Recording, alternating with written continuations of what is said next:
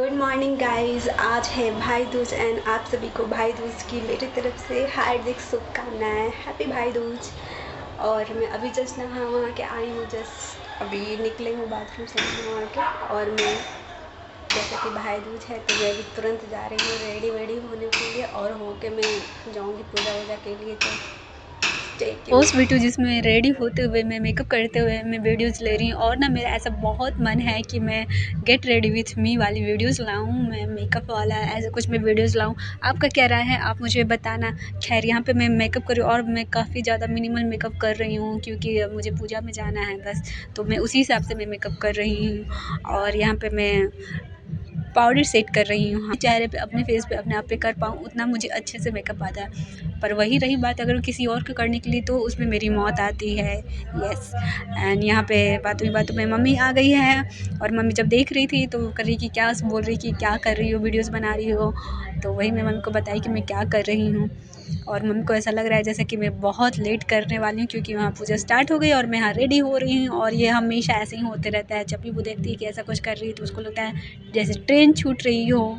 सो बीच बीच में थोड़ा सा अपने आप को प्रोडक्ट भी दिखाती जा रही हूँ और मेकअप में करती जा रही हूँ। और मुझे ये दिखाते करते हुए मुझे बहुत अच्छा लग रहा है। और अब मैं जा रही हूँ चेंज करने के लिए क्योंकि वाकई मैं लेट तो हो रही हूँ।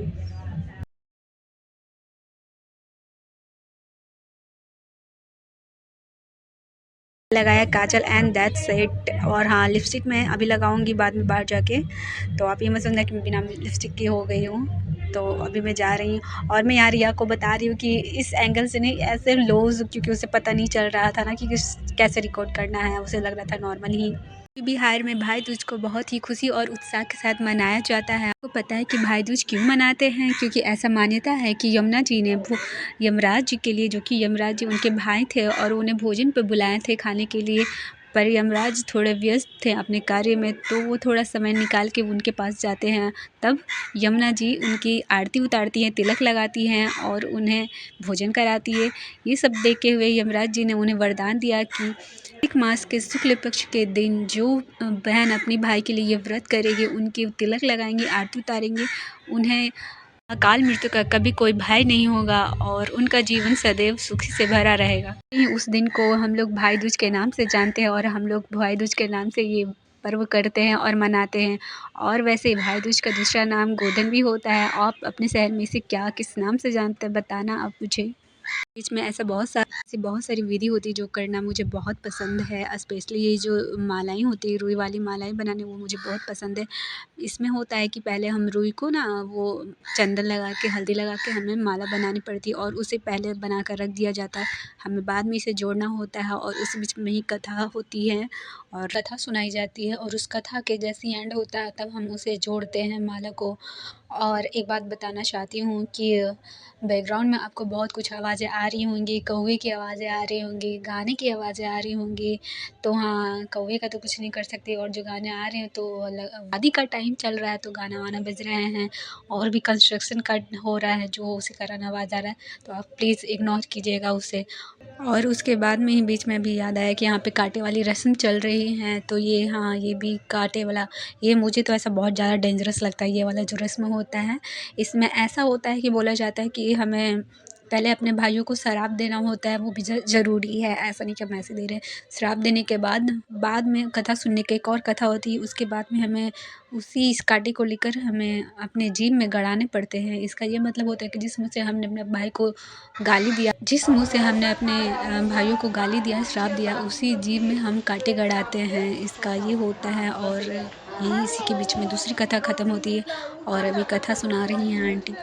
आपको तो मैं ज़्यादा कुछ बता नहीं सकती हूँ, फिर भी मैं थोड़ा-थोड़ा बता देती हूँ। इसमें जो एक कथा होता है जिसमें एक ये बेसिकली ये होता है कि एक भाट रहती है और एक भाटी रहती है जिसका कि भाटिन होती है, मतलब कि उसकी पत्नी होती है, उसका एक साफ़ से अफ़ेयर चल रहा होता है और वो उसी को, अपने पति को रास्ते से हटाने के लिए ऐसा कुछ षड्यंत्र बनाती है कि उसने अपने पति को एक पहेली बताती है और बोलती है कि अगर ये पहेली का जवाब नहीं पता होगा तो आपको ज़मीन में ज़िंदा गाड़ दिया जाएगा, ये वैसा बताता है। तो पति थोड़ा डर जाता है। उसके बाद वो पूछता है कि कौन सा पहेली है, अगर वो और जब सुनता है तो उसके बाद उसका तो जवाब उसे पता नहीं होता है, तब तो वो डर से पूरा काँप जाता है। फिर वो बोलता है कि ठीक है, अगर मुझे मन तो आज मेरी बहन ने आज भोजन किया है, जैसा कि है भाई दूज किया है, तो वो प्रसाद खाने के लिए जाता है। बोलता है कि मैं प्रसाद खा कर आऊँगा, उसके बाद जो मर्ज़ी हो कर लेना। तो वो जाता है अपनी बहन के पास और सारी बातें अपनी बहन को बता देता है। तो बहन ने बोलती है कि भैया आप चिंता मत करो, आखिर कौन सी पहेली है, मैं भी वहाँ पे जाती हूँ तो मैं पूछती हूँ। तो बहन उसके साथ जाती है और उसकी सारी पहेलियों का सारा जवाब दे देती है और फिर उसे कहती है कि शर्त के अनुसार आपको अब इसी ज़मीन में मैं आपको गाड़ दूँगी। तो इसी की तरह ये कथा ख़त्म होती है। और उसके बाद होती है इसे जो हम क्या कहते हैं, मूसली कहते हैं। हाँ, ये जो मूसली होता है, उसी मूसली को लेकर जाके हमें उसे ईंट की पिटाई करनी पड़ती है। दैट मीन्स ये ऐसा बोला जाता है कि जिसको हम मूसली को लेकर पिटाई कर रहे हैं तो वो हमारे भाई के दुश्मन होते हैं। ईंट जो जिसे हम पीटते हैं, तोड़ना पड़ता है, उसे हमें तोड़ना रहता है। तो उसे तोड़कर हम इसमें अपने जितने भी पूजा वाली सामग्री है उसमें हमें टच करना पड़ रहता है, क्योंकि बोला जाता है कि इससे हम जब तक टच ना करें ये सब कोई भी शुद्ध नहीं होता है। तो इसलिए सब में टच किया जाता है जितना भी सारा सामान होता है। मैंने तो अपनी पूजा वाली थाली में करवा ली है, देख ही रहे होंगे आप। और उसके बाद एक और रस्म यहाँ पे बाकी है कि उसी मूसली के ऊपर हमें पैर रख के हमें जल चढ़ाते हुए, जल को डालते हुए क्रॉस करना होता है। और सामने वाले इंसान हमसे पूछते हैं कि आप क्या कर रहे हैं, तो हमें जवाब के तौर पे मतलब सामने वाला इंसान पूछता है कि आप किसके कलेजे पे चढ़ के आप जा रहे हो, तो जवाब के रूप में हमें देना होता है कि हम अपने भाई के दुश्मन के कलेजे के ऊपर चढ़ के जा रहे हैं। और ये कहते हुए जल डालकर हमें चढ़ना होता है, आगे बढ़ना होता है। और ये प्रक्रिया हमें 5 बार करनी होती है। ये भाई दूज करते हुए मुझे 5 साल हो गए, फिर भी मुझे ऐसा लगता है कि जब मैं जाती हूँ मैं कुछ ना कुछ भूल जाती हूँ। और मैं अगल-बगल आंटियों से पूछती हूँ, हालाँकि गाइड करने के लिए मेरी मम्मी भी चाहती है, पर इस बार मम्मी नहीं आई है क्योंकि मैंने मम्मी को मना कर दिया, क्योंकि मैंने बोला कि हमेशा इतने साल से जा रही हूँ तो मुझे आदत हो गई है। फिर भी वहाँ जाके मैं पूछना ही पड़ता है। फिर भी मगर मैं इतना कुछ बता रही हूँ तो आप समझ सकते हो कि मुझे कितना पता हो गया है। और इसी के रस्म के बीच में पता है आपको, स्टार्टिंग में एक आंटी गिर जाती, जो कि आपने देखा ही होगा, बेचारी आंटी गिर गई। और उसके बाद ये हमारा पूजा यहाँ पे ख़त्म होता है और हम चलेंगे घर की ओर। और मैं एक बात बता दूँ कि आपको ये वीडियो लेट से जा रही होगी ऑब्वियसली, तो आप ये मैं जैसा कि पिछले वीडियोज़ में भी मैंने बताया था कि सारी वीडियोज़ लेट से जा रही है। तो यस, और पूजा यहाँ पे ख़त्म होता है और हम चलेंगे घर की ओर।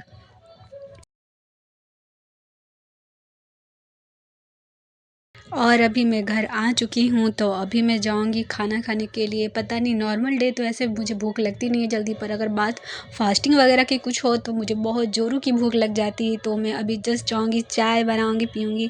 और ये यहाँ रहा, मैं चाय बनाई। मुझे तो ऐसा लगता है अगर दिन की शुरुआत चाय से ना हो तो वो मेरा दिन ही बर्बाद हो जाता है। तो मैं सबसे पहले पीऊँगी चाय। और हमारे यहाँ ऐसा होता है भाई दूज में कि उस दिन बनाया जाते हैं दूध में आटे के चावल का पिट्ठा बनाया जाता है, वो बनाया जाता है। और मुझे उसमें से सबसे वाली ज़्यादा पसंद है जो कि दूध में चावल के आटा का डालकर और इलायची, चीनी ये सब डाल के बनता है, वो मुझे बहुत पसंद है। वो कि सिंपल भी है और जल्दी से भी बन जाता है, तो वो मुझे पसंद है। पर आज वो नहीं बना है, आज बना है चावल के आटे का, उसमें गुड़ वाली बनी है और सॉरी गुड़ भर के बनता है और चने दाल की बनती है, वो बनी है। तो मुझे गुड़ वाली तो कुछ ख़ास पसंद नहीं है, पर चने दाल की भी बनी है तो मैं वो खा रही हूँ, वो थोड़ा बहुत अच्छा लगा। और जैसा कि रस्म है तो खाना तो पड़ेगा ही, तो मैंने यहाँ पे पिट्ठा खाया और इसी के साथ मैंने अपना व्रत तोड़ा। तो ये रही आज की वीडियो। और हाँ, इससे जुड़ी हुई आपको कुछ और पोस्ट भी देखने और मेरे लाइफ़ के बारे में कुछ और जाना हो तो मैं डिस्क्रिप्शन में अपना इंस्टाग्राम आईडी लिंक कर दूँगी। आप वहाँ पे जाकर मुझे चेक कर सकते हो। कोई भी यहाँ की रिलेटेड पोस्ट आप वहाँ पे देख सकते हो और मुझसे बातें कर सकते हो। और कैसे कीजिएगा और शेयर भी कीजिएगा। और लास्ट में ये बताते जाइएगा क्या आप भाई दूज करते हैं? तब तक के लिए बाय बाय।